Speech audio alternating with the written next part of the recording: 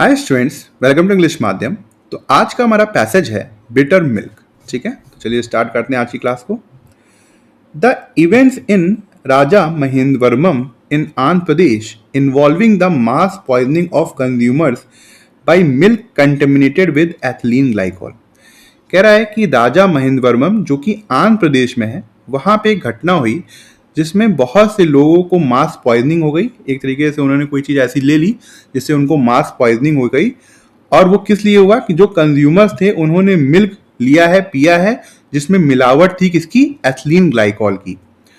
Sound आ regulatory alarm, एक तरीके से वहां पे जो रेगुलेटरी बॉडी है उनके लिए ये चेतावनी है। एज ऑफ मार्च 8 कह रहा 8 मार्च तक द डेथ टॉल, जो मरने वालों की संख्या है वो कितनी हो गई है, वॉज 11 हो गई है। With approximately 20 other people including infants hospitalised. कह रहा है कि उसमें से जो 20 लोग और हैं जिसमें बच्चे भी शामिल हैं, इन्फेंट मतलब जो बच्चे हैं वो हॉस्पिटलाइज्ड हैं, हॉस्पिटल में भर्ती हैं। The police have invoked section 103 punishment for murder and 105 culpable homicide not amounting to murder of the BNS। कह रहा है कि पुलिस ने धारा 103 जो कि मर्डर की पनिशमेंट के लिए होती है और धारा 105 जो कि एक तरीके से मर्डर के लिए होती है मगर गैर इरादतन, मतलब जानबूझ के नहीं मारा है मगर लोग उससे मर गए हैं, उसके लिए होती है ऑफ द BNS मतलब भारतीय न्याय संहिता की धारा 103 और धारा 105 पुलिस ने लगा दिया है। द वेंडर कह रहा है जो विक्रेता था allegedly continued to supply the milk despite complaints about a bitter taste। कह रहा है कि कथित रूप से ये कहा जा रहा है कि वो मिल्क की सप्लाई करता रहा जबकि लोगों ने उसकी शिकायत की थी कि उसका जो दूध है उसमें थोड़ा सा कड़वापन है। And being warned that a coolant leak could be poisonous, और एक तरीके से उसको वार्निंग भी दी गई थी कि उसके यहाँ जो कूलेंट लीक कर रहा है, जो रेफ्रिजरेटर है ना उससे कूलेंट होता है उसमें, जो वो लीक कर रहा है वो पॉइजनस हो सकता है। सो इट सीम्स रीजनेबल, कह रहा है कि ये ठीक लगता है that the state is treating gross negligence. कह रहा है कि जो सरकार है वो इस जो घोर लापरवाही दिखाई गई है, ग्रॉस मतलब घोर, नेग्लिजेंस मतलब लापरवाही, इन फूड सेफ्टी में as a serious criminal offence. तो सरकार ने इसको एक तरीके से दंडनीय अपराध की तरह लिया है। हाउएवर, हालांकि there could also be counterproductive effects. कह रहा है कि इसके जो है विपरीत इफेक्ट्स भी हो सकते हैं। काउंटर प्रोडक्टिव मतलब जो विपरीत प्रभाव है वो इसके पड़ सकते हैं।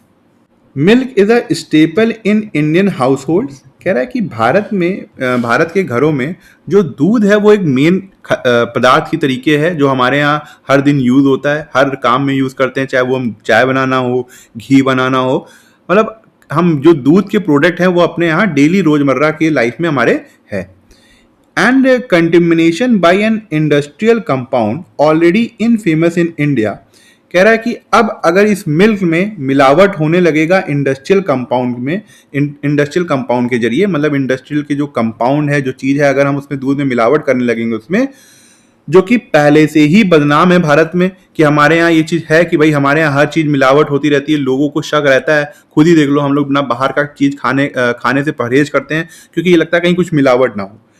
फॉर इट्स लिथैलिटी कैरीज, कह रहा है कि अगर ऐसा होता है तो जो इसके घातक परिणाम ये होंगे, the potential to trigger a crisis of confidence in local, कि लोकल का जो कॉन्फिडेंस है लोगों को लेकर या फिर ये जो लोकल वेंडर है उनको लेकर वो खत्म होने लगेगा, है ना। तो इससे क्या होगा भाई, अगर आप बता दो कि अगर आपके मोहल्ले में कुछ ऐसा घटना हो जाए तो क्या आप फिर लोकल वेंडर से, लोकल दुकान से दूध ले पाओगे? नहीं ले पाओगे। तो उससे घाटा किसका होगा कि या तो एक ने गलती है मगर पूरी कम्युनिटी को घाटा होगा। तो कह रहा वही चीज है कि इसके बहुत ज्यादा लेथैलिटी है, मतलब घातक परिणाम हो सकते हैं।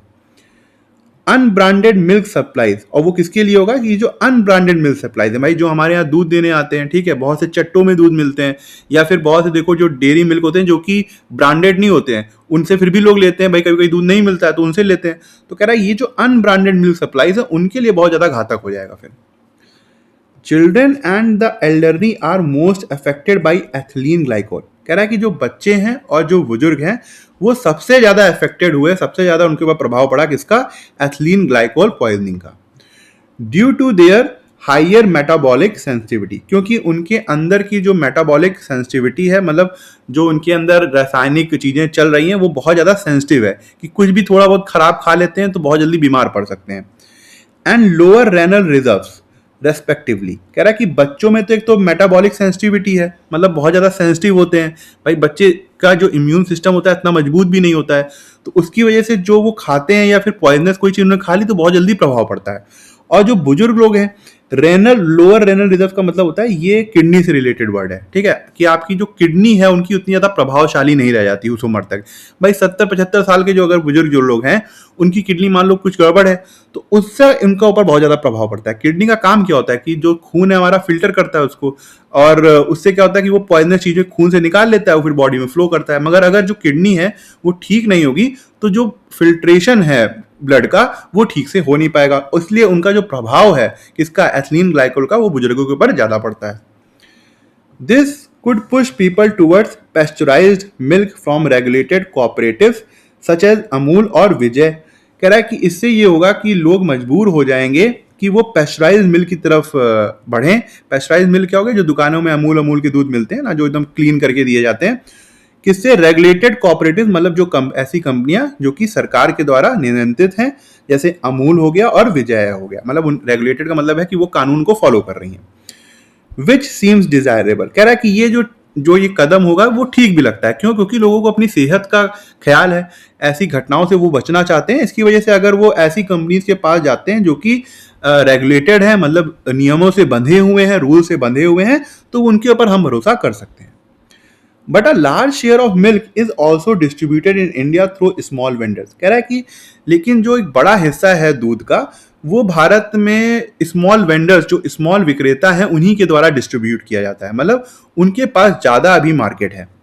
Since the state has invoked criminal charges, कह रहा है कि जो स्टेट है, गवर्नमेंट है, उसने अब इन चीज़ पे क्रिमिनल चार्जेस तो लगा दिए हैं, इंक्लूडिंग मर्डर, जिसमें मर्डर के चार्जेस भी हैं, अगेंस्ट द ऑफेंडर, जिन्होंने अपराध किया है उनके खिलाफ। मार्जिनल एक्टर्स वो हो गया, मान लो जो छोटे व्यापारी हैं। मे क्विट द मार्केट, तो वो हो सकता है कि भाई इतना ज़्यादा क्योंकि सरकार ने कड़े नियम लगा दिए हैं तो वो हो सकता है भाई मार्केट छोड़ के चले जाएं। और शिफ्ट फर्दर इनटू इनफॉर्मेलिटी, या फिर वो अनौपचारिक तरीके से काम करना स्टार्ट कर दें। मान लो कि मैं दूध बेचता हूँ, ठीक है, सरकार ने बहुत ज़्यादा कानून लगा रखे हैं और मुझे ऐसा लगता है कि अगर मुझसे छोटी सी भी गलती हो गई ना आपको दूध देने में तो मेरी जिंदगी बर्बाद हो जाएगी। तो मैं क्या करूंगा, मैं अपना नाम पीछे से हटा लूंगा, मैं पूरा कनेक्शन काट लूंगा, मगर दूध बेचूंगा। क्यों, क्योंकि मुझे पैसा चाहिए। तो वही कह रहा है कि shift further into informality which can paradoxically undermine oversight.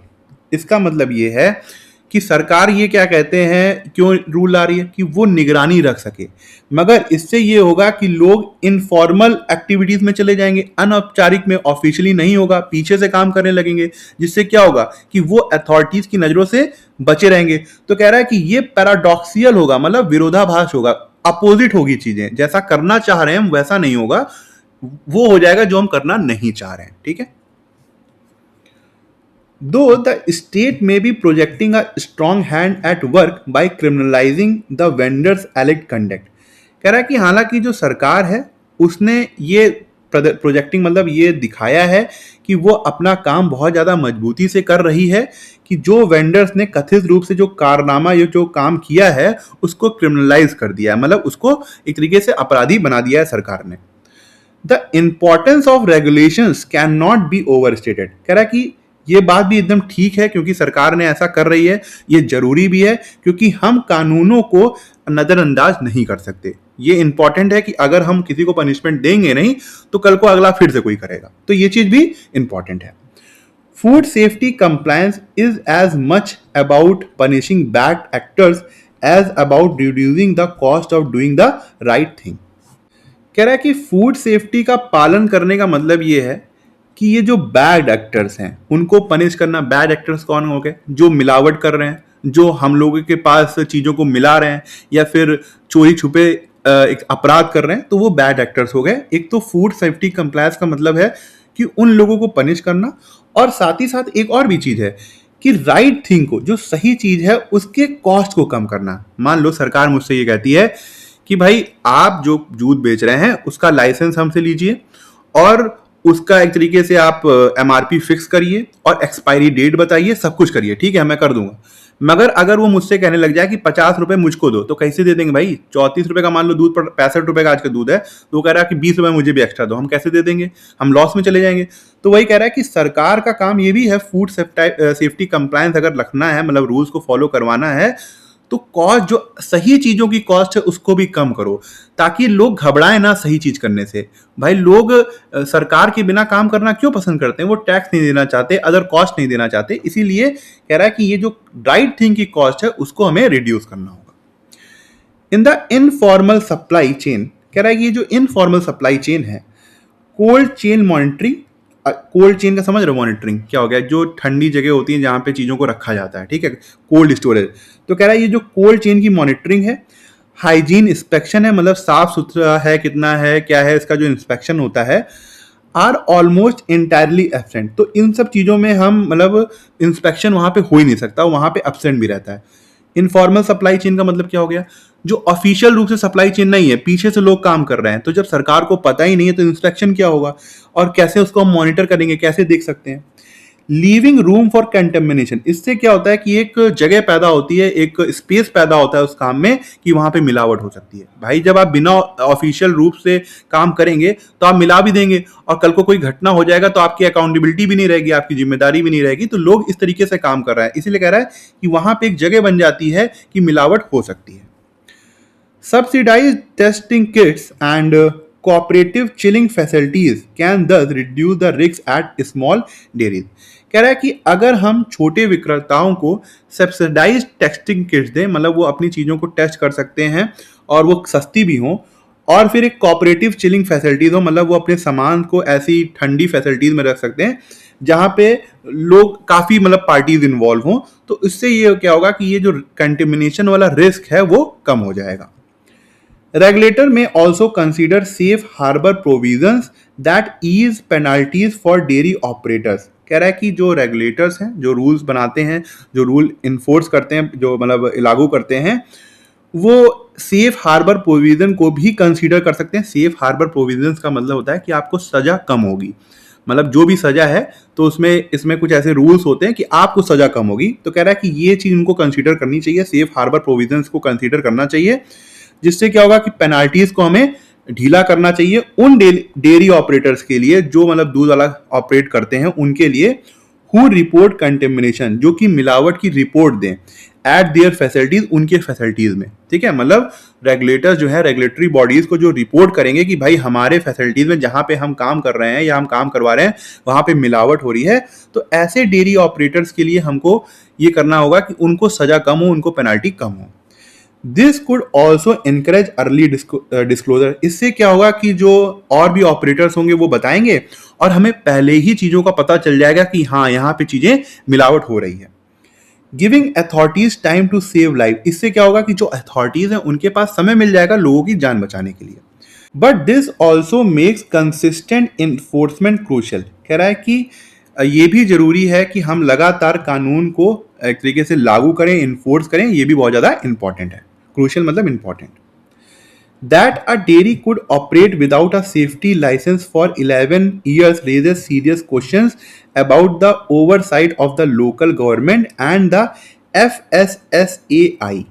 कह रहा है कि ये जो डेयरी हमारे यहाँ, जो मतलब जहाँ पे दूध बिकता है, ये 11 साल से बिना लाइसेंस के ऑपरेट कर रही है। तो इससे बहुत ही ज़्यादा गंभीर क्वेश्चन उठता है कि किस तरीके से लोकल जो गवर्नमेंट है वो किस तरीके से उनके ऊपर ध्यान दे रही है। और ये जो food security and standard authority of India, यही शायद फुल फॉर्म है, ठीक है, एक बार देख लेना। Food security and standard authority of India का ऊपर एक तरीके से सवाल उठता है कि किस तरीके से निगरानी रख रहे हैं। अगर कोई ऑपरेटर या फिर कोई दुकान 11 साल से बिना लाइसेंस के काम करती जा रही है तो आप उसको देख नहीं रहे हो, तो आपकी लापरवाही है ये। The local authorities fail to conduct periodic field audit, कह रहा है कि जो लोकल अथॉरिटीज हैं, जो लोकल बॉडीज हैं वहां पे, वो विफल रही हैं लगातार ऑडिट करने में, मतलब लगातार जांच करने में। And the FSSAI didn't enforce standardized safety protocols, और जो FSSAI है वो विफल रही है उन सेफ्टी प्रोटोकॉल्स को इन्फोर्स करने में, जो कि स्टैंडर्ड है, जो कि मानक है, जो कि इंडस्ट्री के हिसाब से होने चाहिए। The risk of being detected become negligible. कह रहा है कि इससे ये हो जाता है कि जो लोग मिलावट कर रहे हैं उनको डिटेक्ट करना एकदम इम्पॉसिबल हो जाता है। And even the harshest criminal charges can not amount to a meaningful preventive measures. कह रहा है कि उसके बाद हम चाहे कितने कठोर क्रिमिनल चार्जेस, कितने कठोर क्रिमिनल दंड लगा दें उनके ऊपर, वो एक प्रिवेंटिव मेजर्स के इक्वल नहीं होगा। मतलब हमें जो चीजें पहले जो स्टेप उठाने चाहिए थे कि चीजें ना हो, गलत ना हो, लोग पॉइजन कंटेमिनेटेड चीजें ना खाएं ना पिए, तो कह रहा है कि इससे कुछ नहीं होगा कि हम लगातार मतलब चाहे कितने भी कठोर क्रिमिनल चार्जेस लगा दो, अब जो लोग जिनकी मृत्यु हो गई बेचारा उनका तो लॉस हो गया ना। तो वही ये चीज कह रहा है यहाँ पे। एन इफेक्टिव सिस्टम, कह रहा है कि एक प्रभावशाली सिस्टम मस्ट रियलाइज, उसको ये रियलाइजेशन होना चाहिए दैट रिलायबली डिटेक्टिंग वायलेशन, कि अगर वो चीज़ों को पहले डिटेक्ट कर लेती है कि मतलब कहाँ पे वायलेशन हो रहा है, कहाँ पे रूल तोड़े जा रहे हैं, एंड इम्पोजिंग टाइमली सैंक्शन, और समय में सैंक्शन लगा देती है, आर अ बेटर डिटरेंट। तो कह रहा है कि वो एक बेटर रेजिस्टेंस होगा, मतलब ये जो वायलेशन हो रहा है इनके खिलाफ एक बेटर रेजिस्टेंस पैदा होगा अगर हम चीज़ों को टाइमली करते हैं, than stringent penalties that do not aid enforcement and rarely lead to convictions।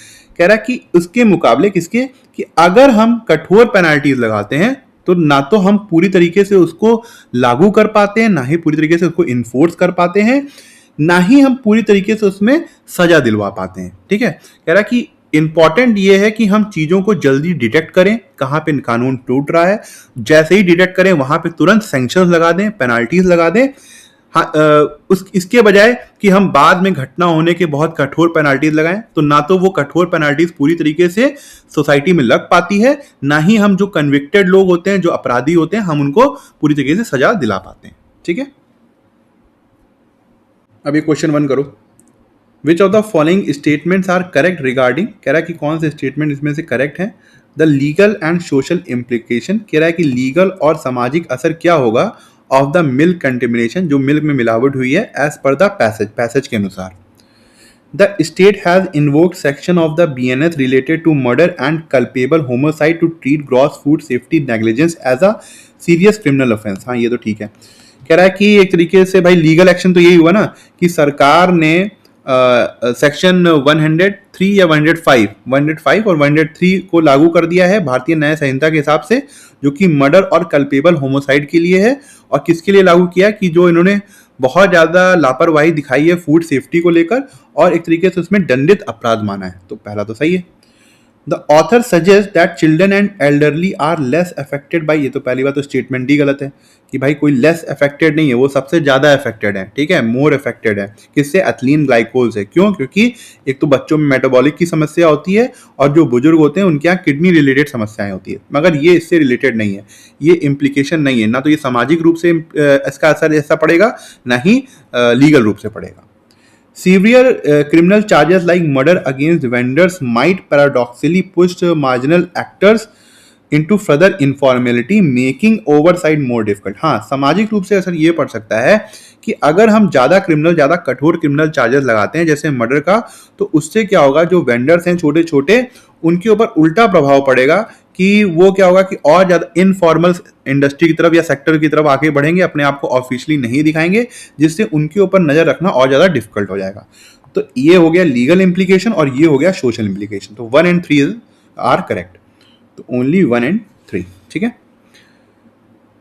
which is the specific chemical compound responsible for the mass poisoning in राजा मर्दमन। कौन सा कंपाउंड था जिसमें भैया मिलावट हुई थी या फिर मास पॉइजनिंग के लिए वो रिस्पॉन्सिबल था, वो था एथिलीन ग्लाइकोल। तो बी हमारा करेक्ट है। Which is the specific chemical compound responsible, ये तो वही क्वेश्चन हो गया, तो बी करेक्ट आंसर है। मिलता है एक क्वेश्चन कहीं गलत हुआ है। Why are the elderly particularly vulnerable to ethylene glycol poisoning according to the passage। कह रहा है कि क्यों जो बुजुर्ग लोग हैं वो एथिलीन ग्लाइकोल से ज़्यादा एक तरीके से उनको खतरा है, परेशानी है। और पैसेज के अनुसार कौन क्या बात थी भाई, उनका जो किडनी रिलेटेड इशू है ना उसकी वजह से होता है। Because of their higher metabolic syndrome, ये तो बच्चों के लिए होता है, ये तो नहीं होगा। Because they consume more unbranded milk, ऐसी कहीं बात नहीं हुई है पैसेज में। Because of their lower renal reserve, हाँ, जो किडनी से ये रिलेटेड वर्ड होता है, जिसका मतलब होता है कि उनको किडनी वाली कोई समस्या है, इसकी वजह से उनका एथिलीन ग्लाइकोल जो जहर है उनका ज़्यादा प्रभाव पड़ता है उनके ऊपर, ठीक है। तो सी हमारा करेक्ट आंसर है। Paradoxical effect does the author fear might result from the state invoking murder charges against small vendors? कह रहा है कि जो विरोधाभासी इफेक्ट होगा, प्रभाव होगा, जो ऑथर डर रहा है कि जो स्टेट है, जो गवर्नमेंट है, जो मर्डर चार्जेस लगा रही है इन स्मॉल वेंडर्स के ऊपर, वो कौन सा हो सकता है। वो ये हो सकता है कि भाई वो ये होगा कि जो फॉर्मल लाइन से वो इनफॉर्मेलिटी की तरफ आगे बढ़ने लगेंगे। ये पढ़ा था हम लोग कि वो बचना चाहेंगे सीधे सीधे डायरेक्टली आने से। उससे ये क्या होगा कि निगरानी जो है वो कमजोर होने लगेगी। तो it might lead to an immediate oversupply of branded milk, नहीं, ऐसा कहीं नहीं बताया गया।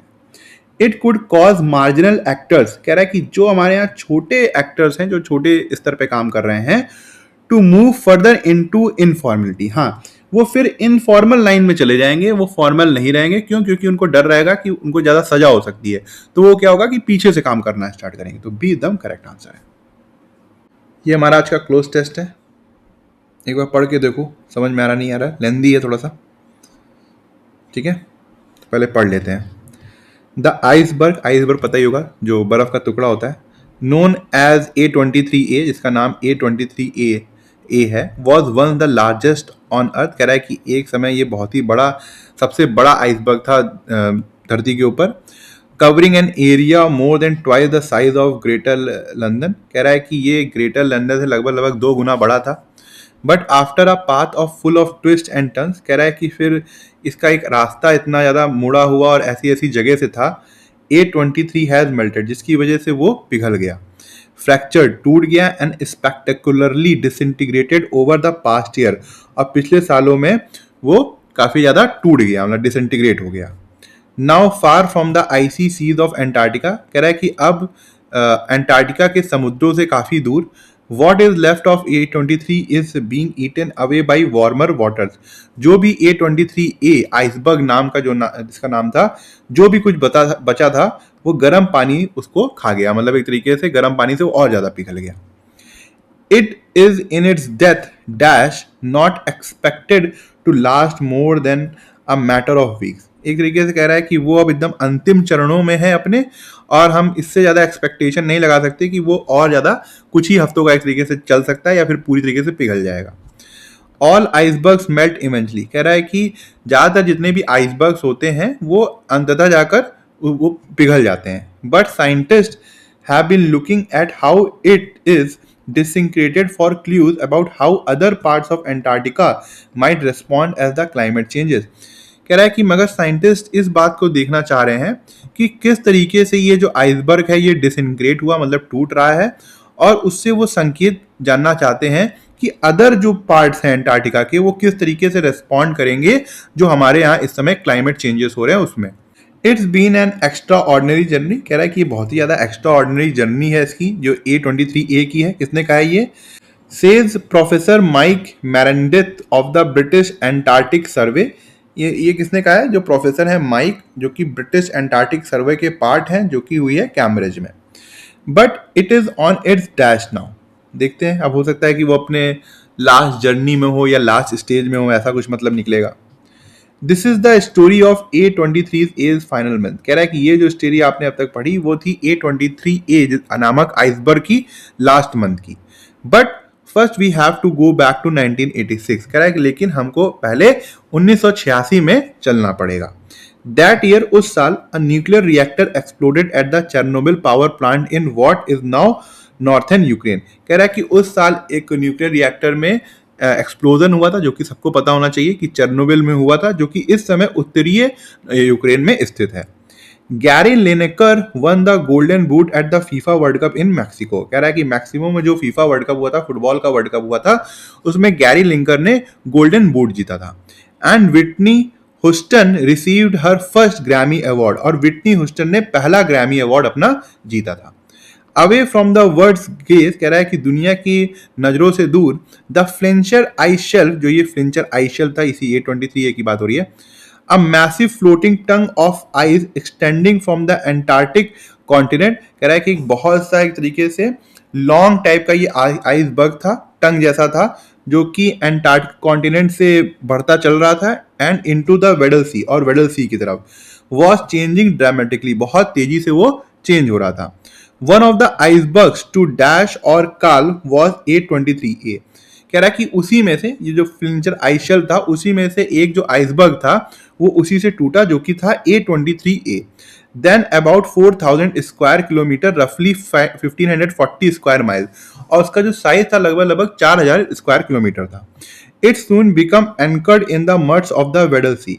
और कह रहा है कि जल्दी वो वेडल सी, जो वेडल सागर है, उसकी कीचड़ में जाकर फंस गया, एंकर्ड हो गया, मतलब वहां पे ठहर गया.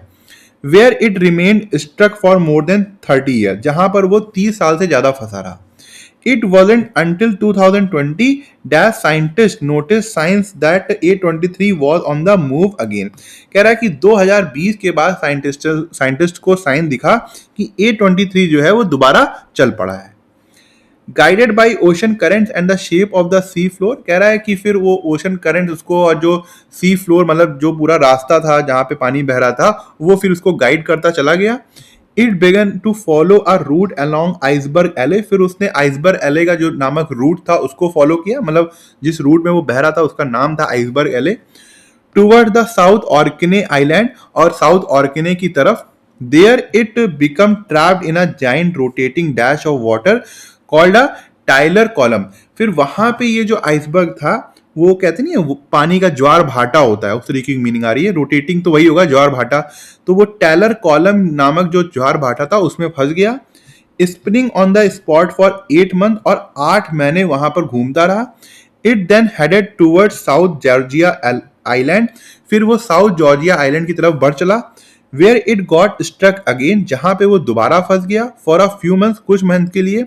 But unlike many Antarctic iceberg, कह रहा है कि मगर ये उन एंटार्क्टिक आइसबर्ग्स की तरह नहीं था, which end up melting away and dying here, जो यहाँ पर पिघल गए और मर गए. कहाँ पर?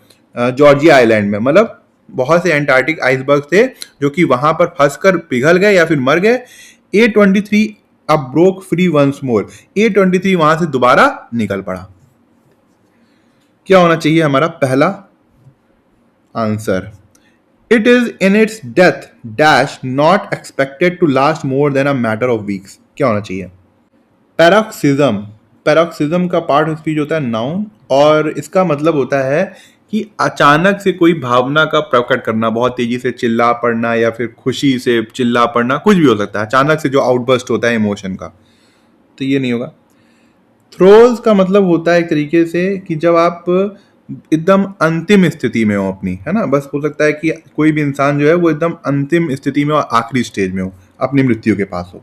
हाँ, ये हो सकता है. It is in its death throws. Spams का मतलब होता है कि जो हमारी मसल्स होती हैं वो एक तरीके से ऐठ जाती है या उसमें खिंचाव खिंचाव आने लगता है, उसको बोलते हैं. तो यहाँ पे ये कोई मतलब नहीं है. पैंग का मतलब होता है अचानक से बहुत एकदम एक्यूट पेन, है ना, बहुत ज्यादा तीव्र, बहुत ज्यादा लगने वाला पेन होने लगे. तो ये भी नहीं होगा. तो बेस्ट यहाँ पे क्या है? थ्रोज है. It is in its death throws. ठीक है. But it is on it's dash now. क्या होना चाहिए? ये एक तरीके से एडियम यूज हुआ है यहाँ पर कि वो अपने आखिरी स्टेज में है. स्वैन सॉन्ग का मतलब होता है कि जब मरने से पहले जो अंतिम एक तरीके से परफॉर्मेंस होती है उसको बोलते हैं. तो ये नहीं होगा. 11th आवर का मतलब होता है कि बस उसी समय, मतलब जिस समय चीजें खत्म होने वाली थी उसी समय, एकदम आखिरी क्षण में. तो ये नहीं होगा. लास्ट गैप्स जो है इसका भी मतलब होता है आखिरी कोशिश, मगर ज्यादातर ये ऑन के साथ यूज नहीं होता, ये यूज होता है एट के साथ. तो ये नहीं होगा. लास्ट लेग्स का मतलब होता है कि एकदम अंतिम अवस्था में, है ना, बस चीजें खत्म होने वाली है बस उसी समय. तो on it's last legs now. तो ये सही है, ऑन के साथ यूज होता है लास्ट लेग्स. और ये एक तरीके का क्या है? ईडियम है. तो इसको याद रखना कि जो चीज अंतिम अवस्था में होती है. One of the icebergs to dash calve was A23A. कह रहा है कि जो ये जो फ्लिंचर आइसशेल था, इससे जो एक आइसबर्ग टूट कर अलग हुआ था वो क्या था? A23A था. क्या होना चाहिए यहाँ पे? Break down. Break down phrasal verb है. इसका मतलब होता है कोई सी चीज, किसी मशीन का खराब हो जाना, या फिर भावनात्मक रूप से जब लोग टूट जाते हैं तो रोने लगते हैं, तो उसको बोलते हैं ब्रेक डाउन. तो यहाँ पे ये मतलब नहीं है. ब्रेक अपार्ट का मतलब होता है कि बहुत ज़्यादा छोटे छोटे टुकड़ों में बढ़ जाना, मगर बहुत ज़्यादा छोटे छोटे टुकड़ों वाली बात तो आ नहीं रही यहाँ पे। ब्रेक अवे किसी की पकड़ से छूटकर भाग जाना। ब्रेक ऑफ मतलब एक बड़े हिस्से से एक हिस्सा अलग हो जाना, तो ये हो सकता है। ठीक है, तो क्या होगा, one of the icebergs to break off और calve was A23A। It wasn't until 2020 dash scientists noticed sign that A23 was on the move again। अब ये एक स्ट्रक्चर है, इट वॉजेंट अंटिल 2020। ज़्यादातर को लग रहा होगा कि ये टाइम फ्रेज है, तो यहाँ पर व्हेन का यूज़ कर सकते हैं हम। नहीं, यहाँ पे हम व्हेन वैसे टाइम फ्रेज के लिए यूज़ करते हैं, मगर ये एक स्ट्रक्चर है इट वॉजेंट अंटिल, इसके साथ हम व्हेन का यूज़ ना करके हमेशा दैट का यूज़ करते हैं। ठीक है, तो इसको दिमाग में रखना, ये इट वॉजेंट अंटिल 2020 जैसा स्ट्रक्चर आएगा, मतलब यहाँ से यहाँ तक, तो इसके साथ दैट लगता है, भले ही ये टाइम फ्रेज हो, इसके साथ हम व्हेन नहीं लगाते हैं, तो सी हमारा करेक्ट होगा, दैट यहाँ लगेगा। It become trapped in a giant rotating dash of water, क्या होना चाहिए, वर्टेक्स, डिल्यूज, कॉन्फ्लुएंस, सेंट्रीफ्यूज। अब वर्टेक्स तो पता ही होगा किस तरीके से ना, जो घुमावदार पानी होता है इस तरीके से देखा होगा, उसको बोलते हैं, तो यही मीनिंग आ रहा है, तो आंसर तो यही होगा। डिल्यूज का मतलब होता है बहुत ज़्यादा बारिश होना, तो यहाँ पे ये कोई मतलब नहीं है। कॉन्फ्लुएंस का मतलब दो नदियाँ जब मिलती हैं, तो ये भी नहीं है। सेंट्रीफ्यूज का मतलब सेंट्रीफ्यूज टेक्निक यूज़ करी जाती है ना, कि दूध से मलाई निकालते हैं हम लोग, है ना, सेंट्रीफ्यूज मशीन होती है, तो यहाँ पे ये कोई मतलब नहीं है। तो बेस्ट यहाँ पे क्या है, ये है vertex of water called a Tyler column. ठीक है, तो ठीक है, आज का लेक्चर यहीं ख़त्म करते हैं। आई होप आपको कुछ सीखने को मिला होगा, और आप कमेंट सेक्शन में ज़रूर बताइएगा कि आपको आज का लेक्चर कैसा लगा और आपको क्या सीखने को मिला। अगर आप मुझसे इंग्लिश ग्रामर पढ़ना चाहते हैं तो आप हमारा ऐप इंग्लिश माध्यम प्ले स्टोर से डाउनलोड कर सकते हैं। ऐप ओपन करते ही आपके सामने होम स्क्रीन आएगी, वहाँ पे आपको 5 ऑप्शन मिलेंगे, मेन, लाइब्रेरी, फीड, लेक्चर, पास। लेक्चर में क्लिक करते ही आपके सामने 2 वर्जन आएंगे, फ्री और पेड। पेड में क्लिक करते ही आपके सामने इंग्लिश ग्रामर का एक सेक्शन आएगा, जहाँ पे मैंने इंग्लिश एसएससी के लिए बहुत ही डिटेल में बताया हुआ है और बहुत ही सिंपल लैंग्वेज में बताया है, जो कि आपके कॉन्सेप्ट्स को और अच्छा करेगा और आपको अच्छे मार्क्स लाने में हेल्प करेगा। तब तक के लिए प्रैक्टिस करते रहिए। Thank you so much for watching this video.